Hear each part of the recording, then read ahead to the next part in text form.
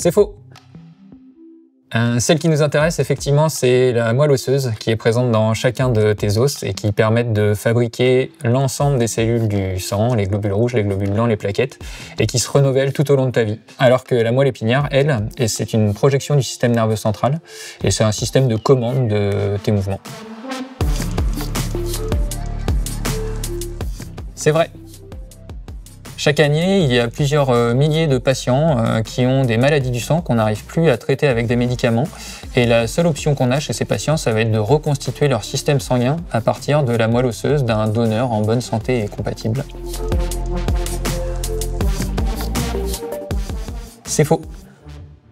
Pour être inscrit sur le registre des donneurs volontaires de moelle osseuse, il faut premièrement être en bonne santé. Et puis en France, il faut avoir entre 18 et 35 ans révolus pour pouvoir s'inscrire sur le registre, bien qu'on puisse donner jusqu'à ses 60 ans révolus. Et puis comme les hommes sont sous-représentés sur le registre et que dans un certain nombre de cas, on préfère leur profil pour des patients, eh bien on encourage les jeunes hommes à s'inscrire sur le registre. C'est faux.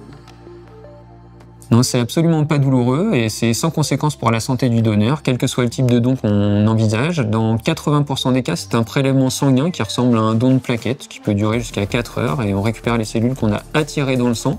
Et dans moins de 20% des cas, c'est un prélèvement sous anesthésie générale où on récupère les cellules d'intérêt dans les os du bassin. C'est vrai.